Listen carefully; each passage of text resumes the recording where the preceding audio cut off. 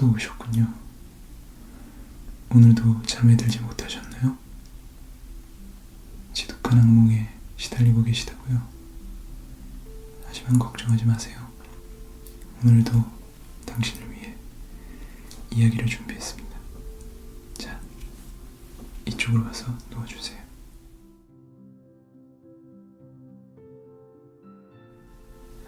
편안히 눈을 감고 온몸에 힘을 빼주세요. 자, 하나, 둘.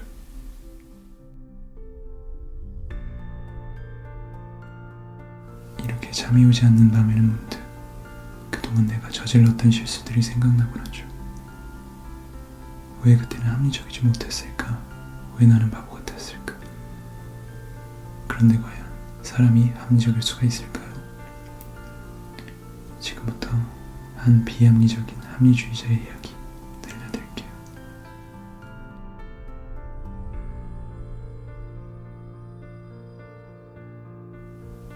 내 이름은 정원수. 어렸을 때부터 나는 똑똑했다. 다시 말해 합리적이었다 이 말이다. 과학고를 조기 졸업하고 미국으로 건너가 MIT에서 금속공학과를 전공했고 현재는 금속학자로서의 업적을 전 세계적으로 인정받았다. 불과 내 나이 23세 이룬 일이었다. 하지만 오늘은 왠지 연구에 집중할 수가 없어 산책을 하기 위해 해변으로 나왔다. 젠장 맞을 나한테 이런 일도 다 있군. 이건 정말 비합리적인 일이야. 어찌됐건 나는 지금 해변을 걷고 있다. 사박, 사박, 사박, 사박, 사박, 사박, 사박, 사박, 사박, 사박, 사박. 나는 한참을 걷다 먼 발치에 나뒹구는 거대한 푸른 물체를 발견했다. 그것은 단지였다. 파도에 떠밀려온 것인지 파도에 씻겨 모래 속에서 나온 것인지는 알 수 없었지만 본 적이 없는 이국적인 인상을 주는 단지였다. 하지만 나는 골동품 따위에는 전혀 관심이 없었기 때문에 그것을 발끝으로 가볍게 찼다. 단지는 굴러가면서 마개가 벗겨졌다. 안에서는 이상한 복장을 한 남자가 기어나오기 시작했다. 저기요, 감사합니다. 나는 이것이 유튜브에서 심심치 않게 볼 수 있는 몰카임을 합리적인 석견으로 단번에 알아차려 몸이 건조하게 물었다. 누구세요? 이런 것에 서가지고는 고맙다고 하시니 무슨 영문인지 모르겠네요. 역시 나는 배려가 있군. 이 유튜버는 이런 새로운 반응이 절실할 거야. 역시 사람은 합리적으로 생각해야 해. 아, 저는 마신입니다. 마신? 나는 생각했다. 이 사람은 유튜버로서 자질이 없어. 정말 말도 안 되는 재미없는 몰카야. 아이들이나 속을 것 같은 뻔한 속임수. 아니 이런 말은 아이들한테도 교육상으로 좋을 게 하나 없다고. 내 찌푸린 미간을 보던 남자는 이렇게 말했다. 믿지 못하신다면 어쩔 수 없지만 저로서는 단지에서 꺼내주신 것에 대한 답례를 하고 싶은데요. 무슨 소원이든 3가지를 들어드리겠습니다. 저한테 말씀해주세요. 졌다. 이 남자는 지나치게 비합리적이다. 나는 그에게 세상은 만만치 않다는 걸 알려줘야겠다는 생각을 했다. 하지만 상처받지 않게 합리적인 방식으로. 적당히 돌려 말하면 알아듣겠지. 여기 이봐요. 그렇게 해서는 안 돼요. 그리고 무엇이든지라니. 아저씨, 세상에는 할 수 있는 일과 할 수 없는 일이 있어요. 그것을 무시하고 살면 안 돼요. 합리적으로 사셔야죠. 그러면 이러면 어떨까요? 속는 셈 치고 뭔가를 말씀해보세요. 금덩어리라도 내놔볼까요? 아저씨, 금이라고요? 참, 아저씨 제가 금속학자인데요. 이곳은 지질학적으로나 지형학적으로나 사금 한 톨도 나오는 곳이 아니에요. 아니 놀리는 것도 정도가 있지. 자신 있으시면 지금 당장 자동차 모양의 금 1톤 여기에 내놔봐요. 어때요? 할 수 있어요?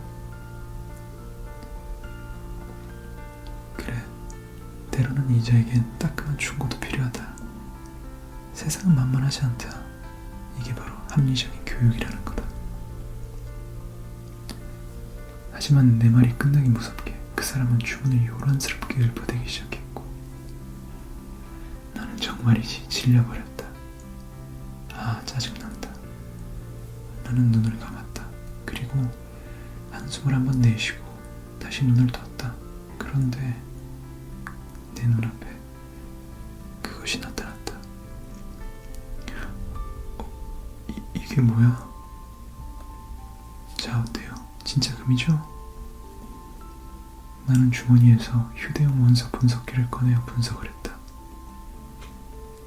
비중 19.3, 녹는 점 1063도, 원자번호 79, 금이 틀림없었다. 아니, 그렇다 해도 이건 말이 안 된다. 아니, 말 그대로 비합리적인 일이 일어났다. 계속적인 비합리적인 일들에 나는 점점 한계에 다다르고 있었다. 저는 맛이 맞습니다. 이제 제 능력을 믿으시겠습니까? 아니요. 뭔가 비합리적인 짓을 하신 거겠죠. 어차피 모누가 속임수일 테니까 이번에는 그냥 이거 어떻게 제 눈앞에서 좀 치워주세요. 나는 관심 없는 척을 하며 이번에야말로 속임수를 간파해주겠다는 생각으로 두 눈을 부릅뜨고 황금빛을 내는 그 자동차를 쳐다보고 있었다.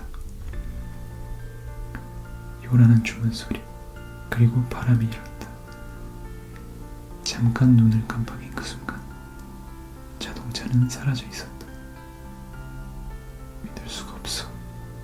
확실히 사라졌잖아. 이것은 정말 있을 수 없는 현상이야. 믿을 수가 없다고. 자, 앞으로 하나가 남았습니다. 어떤 소원을 비시겠습니까? 부디 마지막이니까 신중하게 생각해서 말씀해 주십시오. 아무리 어려운 것이라도 괜찮습니다. 나는 박사다. 저명한 금속학자. 다시 말해 이성과 합리를 숭배하고 과학이라는 달콤한 열매를 탐닉하는 합리주의의 수호자라는 것이다. 그런데 이런 시시껄렁한 장난에 놀아난 것도 모자라 소원을 빈다고. 정말 이건 비합리의 끝이다. 젠장을.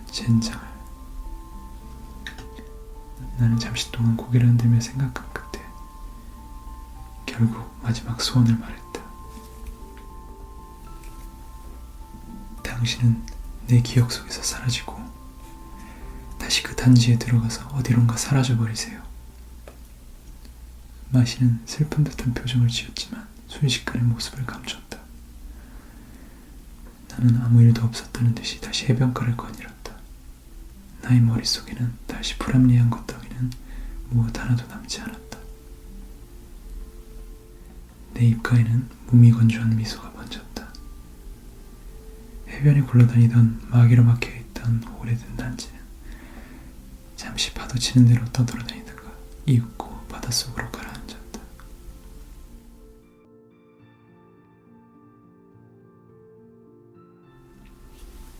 어떠세요, 손님? 이야기는 재밌으셨나요? 얼마 전에 이분도 저희 가게를 방문하셨습니다. 그때 이후로 비합리적인 생각이 머릿속을 떠나지 않는다며 잠을 이루지 못하셨었거든요.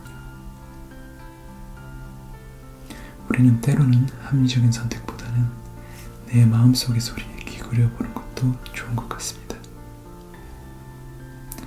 아직 잠이 안 오신다고요? 알겠습니다. 이야기 하나 더 들려드리겠습니다. 사람들은 누구나 거짓말을 합니다. 혹자는 거짓말을 절대 해서는 안 된다고 하고, 혹자는 선한 거짓말은 필요하다고도 합니다.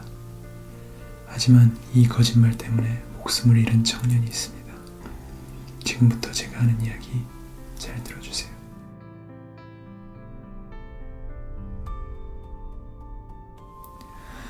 어느 한 마을의 아담한 저층 아파트에 살고 있었던 민혁 씨는 따분한 표정으로 멍하니 창밖을 바라보고 있었습니다.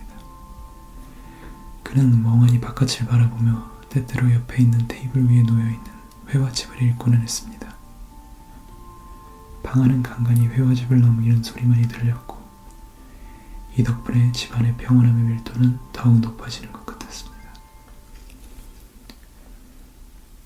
하지만 갑작스런 민혁 씨의 신음소리와 함께 고요함은 깨져버렸고 청년은 비틀거리며 테이블로 손을 뻗었습니다. 그리고 거기에 있는 종이봉투 속에서 약봉지를 꺼내 떨리는 손으로 그것을 열고는 흰 알약을 물과 함께 마셨습니다. 아, 정말 고통스럽구만. 정말 지긋지긋한 병이야. 그건 그렇고 정말 매번 느끼는 거지만 이 약으로 바꾸고 나서는 정말 잘 듣는단 말이야. 한심한 표정으로 민혁 씨는 새로 처방받은 약봉투의 소관을 들여다봤습니다. 이런 젠장, 앞으로 한 번 먹을 것밖에 남지 않았네. 나중에 병원에 가서 또 처방받아야겠구만. 청년은 다시 안락을 제한자 회화집을 읽었습니다. 한참 책을 읽던 민혁 씨는 어느새 지루해진 듯 침대에 누워 세상 부모님의 도움을 받아 생활에 불편함 없이 이렇게 혼자 편하고 조용하게 지내는 일이 축복받은 것은 맞지만 따분하고 안정적인 삶에 대한 회의가 느껴졌습니다. 그는 큰 소리로 락 음악을 들으며 SNS를 들여다보았습니다. 인스타그램을 켜서 멋있는 인생을 사는 듯해 보이는 셀럽들의 모습을 감상하며 아름다운 여배우나 스타와의 화려한 로맨스를 상상해 보았습니다. 그는 그러한 삶을 단 한 번만이라도 살아볼 수 있다면 악마와 계약을 할 수도 있겠다고 생각하며 상상을 계속 이어나갔습니다. 날은 어느덧 저물어갔고 민혁 씨의 방구석 일탈 타임은 노크 소리와 함께 중단되었습니다. 누구세요? 그의 물음에 문 밖에서 여자가 대답했습니다. 플라워 가든입니다. 꽃 주문하셨죠? 아, 맞다. 오늘이 꽃을 가는 날이구나. 네네, 들어오세요. 그는 음악 재생을 멈추고 현관으로 나갔습니다. 문이 열리고 꽃이라는 젊은 여자가 들어왔습니다. 아름다운 색채와 향기가 실내에 가득 차기 시작했습니다. 네, 그럼 여기에 놓아두겠습니다. 늘 감사합니다. 여자는 옆에 있는 선반위에 꽃을 넣고 고개를 가볍게 숙여 인사하고는 가려고 했습니다. 그 모습을 본 청년은 문득 떠오른 생각에 눈을 반짝이며 그녀를 불러 세웠습니다. 혹시 안 바쁘시면 잠시 말씀드리고 싶은 게 있는데요. 네네, 말씀하세요. 여자는 미신쩍다는 듯이 눈을 깜빡거렸습니다. 꼭 물어보고 싶은 말이 있어서요. 그동안 자주 뵙게 되면서 어느샌가 그쪽이 마음에 들어서 혹시 전화번호를 알 수 있을까요? 네? 진심이에요. 그전부터 꼭 말씀드리고 싶었어요. 청년은 진지한 표정을 지었습니다. 주체할 수 없는 따분함을 이 여자를 놀리는 것으로 풀려는 것이었습니다. 그리고 진심이 아닌 탓인지 말은 청산유수로 술술 흘러나왔습니다. 너무 갑작스러워서요. 맞아요. 너무 갑작스럽죠. 특히나 사랑 고백은 늘 갑작스러워요. 믿어주지 않을지도 모르겠지만 저는 깊이 생각한 끝에 말씀드리는 겁니다. 그는 자신의 연기에 취했고 더욱 빠져들고 싶었습니다. 그리고 테이블 위에 약종이를 집어들고 이렇게 말했습니다. 저의 결심은 단호합니다. 당신에게 거절당하면 이 약 바로 먹을 겁니다. 당신이 없는 삶은 의미가 없거든요. 그는 약 하나를 꺼내 옆 옆에 있던 금붕어 어항 안에 조금 떨어뜨렸습니다. 금붕어는 순간 미친듯이 발버둥 쳤습니다. 여자는 그것을 바라보다가 아무 말 없이 조용한 시선을 청년에게로 돌렸습니다. 대답해 주세요. 민혁 씨는 속으로 웃음을 삼키며 그녀에게 대답을 강요했습니다. 자신의 연기에 만족해하며 침묵을 지킨 여자를 바라보다 이번에는 슬픈 연기를 했습니다. 제가 마음에 들지 않으시는군요. 그럼 물을 가지고 오겠습니다. 청년은 컵을 들고 부엌으로 갔습니다. 하지만 그때 발작이 또 찾아왔습니다. 아마도 오보스러운 그의 연기가 발작을 더 빨리 찾아오게 한 것이 아닌가. 그는 혼자 생각하며 서둘러 물을 떠왔습니다. 한시라도 빨리 약을 먹어야만 한다는 생각에 그는 조급히 발걸음을 옮겼습니다. 컵을 손에 들고 고통스러운 표정으로 돌아온 청년을 여자는 역시 무표정하게 바라봤습니다. 대체 뭐야 저 여자? 둔한 건지 차가운 건지 재미없는 여자네. 그는 이렇게 생각했지만 이제 그런 건 아무래도 상관없었습니다. 그는 약을 입에 넣고 단숨에 물을 들이켰습니다. 하지만 발작은 점점 더 심해졌습니다. 그는 가슴을 붙잡고 바닥에 쓰러졌습니다. 그녀는 몸을 기울여 그를 살짝 안아 올리고는 꿈을 꾸는 듯한 표정으로 기쁨에 찬 목소리를 울리며 말을 했습니다. 정말 먹었네요. 나를 이렇게나 생각해주는 남자가 있을 줄은 몰랐어요. 나도 당신이 좋아졌어요. 괴로워할 필요는 없어요. 방금 전에 제가 약을 타이레놀로 바꿔놨거든요.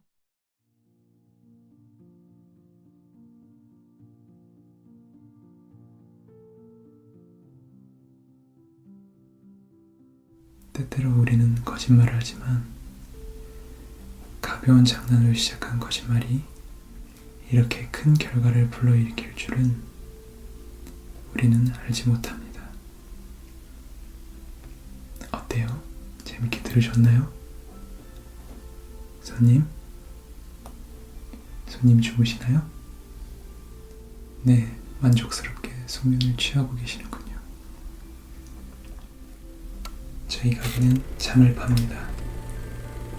정확히는 이야기를 들려드리죠. 고민 때문에 잠이 안 오시나요? 지독한 악몽에 시달리고 계시는군요. 여러분들을 위해 언제라도 문이 열려 있습니다. 이곳은 JK의 수면가게